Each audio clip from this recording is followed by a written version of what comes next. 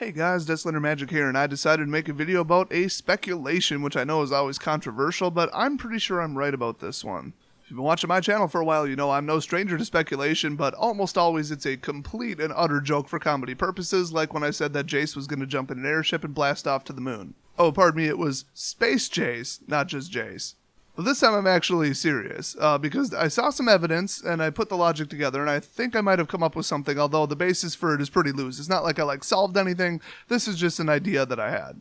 So between, the clue puzzle where you gotta unscramble the words and that indicating that it was probably Eldrazi related, and then obviously the card name leak for the Buy a Box promo, and then obviously the storyline, all the hints just blatantly pointing to Emrakul being in it. It's pretty easy to say that, yeah, Emrakul's going to be in the set at this point. Now, the other two Eldrazi Titans are dead. They were killed on Zendikar by the Allies. But now it seems Nahiri is trying to summon the one missing Eldrazi, which is Emrakul, into the realm of Innistrad to cause rampant devastation. And she definitely will, because a lot of people consider her the most powerful out of the three Titans. But there's one interesting property. Now, Kozilek liked to warp reality and distort the laws of physics and that kind of stuff. And then Ulamog liked to just eat stuff and drain the land of its mana, I believe. And then he left it kind of really messed up. Both of them, though, like to directly spawn Eldrazi, I guess. That's at least what I read in the lore. So they would create more little Eldrazi to do their bidding. Kozilek would generate Reality Smasher. Emrakul works differently, though. She likes to screw with gravity, and, oh, by the way, I'm saying she because the Merfolk consider her to be a female goddess. So yeah, I'm sure they're wrong, obviously. I mean, they are wrong. Emrakul is, first of all, not a goddess, a complete douche who just likes to destroy stuff, but also obviously does not have a gender. But apparently Emrakul's MO is that she likes to show up to a realm and then warp the living things that live there into Eldrazi or just into monstrosities, and then that's kind of how she does her work. So she doesn't really affect anything else around her. Now, there was something I read about her having Eldrazi living inside of her, or she used bugs or something like that. I don't know. I didn't play with the original Zendikar and Rise of the Eldrazi and all that. But either way, it is known that she likes to warp living things and mutate them. And you can really see that in cards like Grotesque Mutation and Shadows. There's a couple cards that have extra eyeballs, and that's kind of creepy. And, the Magnifying Glass card that has an eye grown out of her shoulder. So there's evidence that people are being kind of mutated already. And there was no reason in the storyline given thus far, except that it might be Emrakul. So when Emrakul gets closer and finally, I guess, shows up, either with her avatar or actually in reality, because, her avatar can mess with gravity, and that would explain, the change in the tides and the gravitational shift that Tamio wrote down in her journal. But the Eldrazi Titans' actual forms in the Blind Eternities are the size of about a moon. They're, if not the size of a moon, bigger. They said that they stretch from one side of the sky to the other when they actually summon them into the realm. So that's a bit large, and they said something about the size of a moon is definitely approaching. So it could be Emrakul's true form. It's just, why would you need her true form to be summoned? That's kind of like a weakness, because they had to draw them into the realm out of the Blind Eternities, their actual true forms, to kill them. So if you're summoning the real Emrakul, somebody could potentially kill her. That's kind of a dumb move on Nahiri's part.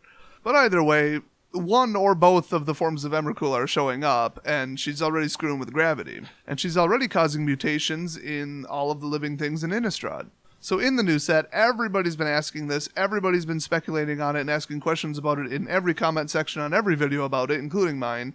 Is there going to be actual legitimate Eldrazi cards in the new set?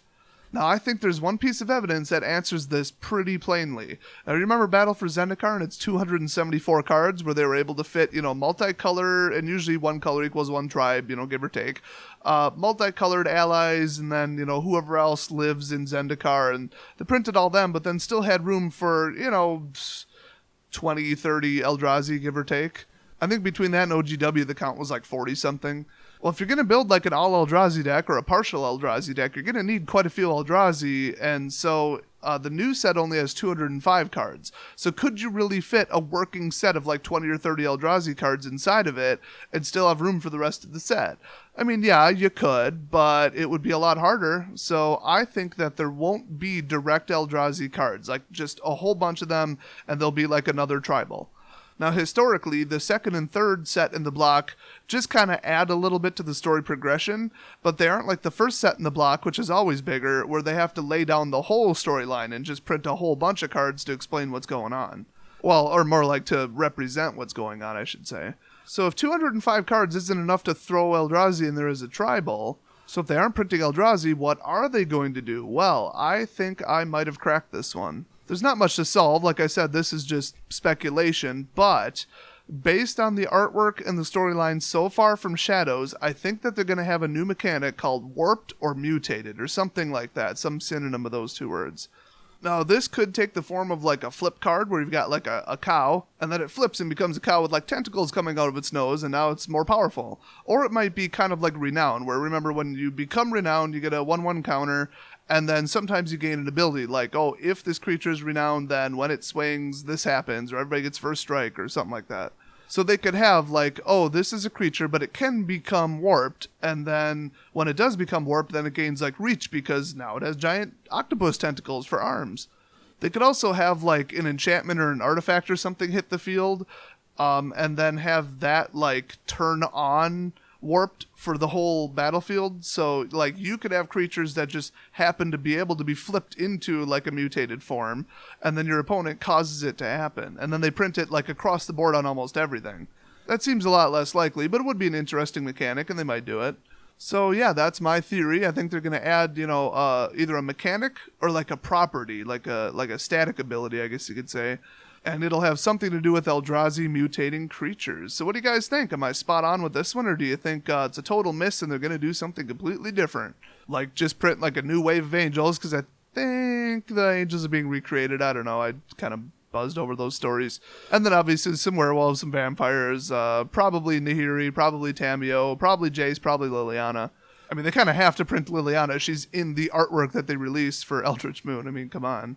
So, I mean, I think we're going to see some zombie cards, some undead. That'll be pretty cool. And I think it might even turn out to be that, like, the undead can't be warped because they're undead, and that's why Liliana is, like, the star of the banner for Eldritch Moon, in case you haven't seen the artwork leaked yet. So if I'm right, get ready for zombies versus mutants, which sounds awesome. Why not? I don't think Wizards will ever be, like, bold enough to print something like, laser sharks versus space monkeys or something, like, really cool. And they've hit time travel. They've hit all kinds of crazy crap. Phyrexia, they've done living artifacts, robots. I mean, don't tell me they couldn't do that. They just won't. So anyway, let me know what you think about this interesting speculation down in the comment section. I'll see you guys next video.